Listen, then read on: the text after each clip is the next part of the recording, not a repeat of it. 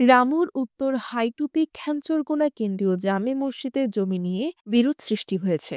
প্রায় ৫০ বছর আগে ১৯৭৭ সালে ৩ ডিসেম্বর আলিমুদ্দিন নামক এক ব্যক্তি মসজিদের জন্য জমি দান করেন।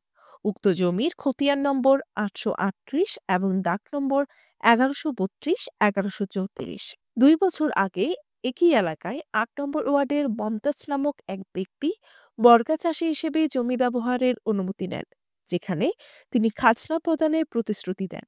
কিন্তু ২ বছর হওয়ার পরেও তিনি কোনো খাজনা প্রদান করেননি, বরং জমি থেকে মাটি তুলে ইটের ভাটায় বিক্রি করে প্রচুর অর্থ উপার্জন করেছেন এবং জমিতে মাছ চাষ করেছেন।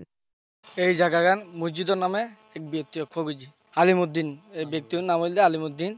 বিগত বহুত বছর ধরে এই মসজিদের জায়গা মসজিদে বুকুজি।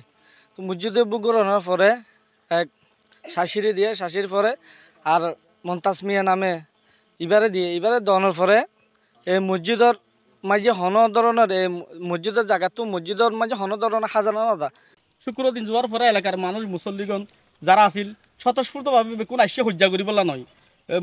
জাগা শেষ পর্যন্ত মাফিয়রে কুড়ি তুড়ি দি ফেলাই লাস্টে কুড়ি দিবেশের মধ্যে এই সৈদার হালুর ফুয়া মমতাজ এবং আর তার মধ্যে দুই একজন মিলিয়রে মায়া ফুয়াইন্দরে উস্কাই দি তারা লুকাইতে গিয়ে তখন মায়া ফুয়াইন্দে আরে বিশৃঙ্খলা বিশ্রী ভাষায় গালি দিয়ে মুসল্লি কলের ধরি ইমাম সাহেবের করি বিভিন্ন ধরনের বিশ্রী ভাষায় গালি দিয়ে এবং নিজেরা এটা স্পষ্টই আছে নিজেরাই মমতাজ মিয়া হতে তোমরা নিজেরাই নিজে মারে হাই কুফাই থানা যাইবা গই। গত ১০ জানুয়ারি শুক্রবার জুমার নামাজের পর মসজিদের মুসল্লি ও স্থানীয় জনগণ এই বিষয়ে মমতাজের সাথে আলোচনা করতে গেলে তার সমর্থকরা মসজিদ কর্তৃপক্ষের ওপর হামলা চালায়।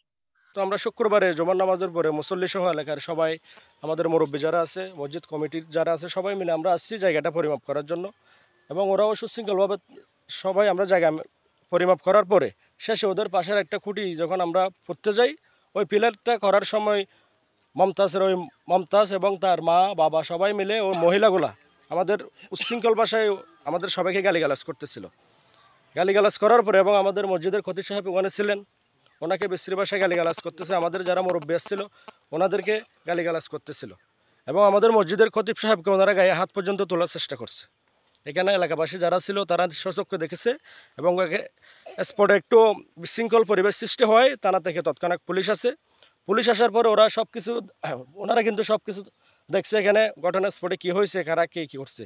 ওই পুলিশ থাকা অবস্থায় পুলিশের সামনে ওই মহিলাগুলো আমাদের মসজিদের হুজুরদেরকে গায়ে আঘাত করতে চাচ্ছে এবং গালিগালাজ করছে।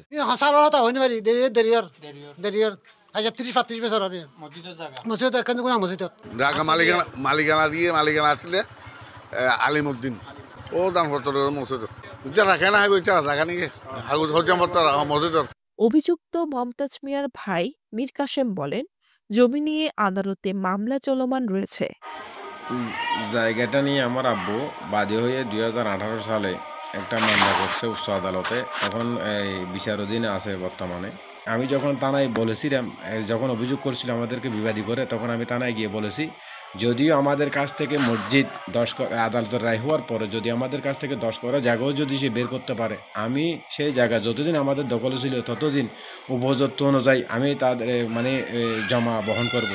স্থানীয় মুসল্লিদের অভিযোগ, মমতাজ মিয়া পুনরায় জমি দখলের চেষ্টা করেছেন। এই পরিস্থিতিতে মুসল্লিরা উপজেলা প্রশাসনের কাছে সহযোগিতা চেয়েছেন। News desk, CCN.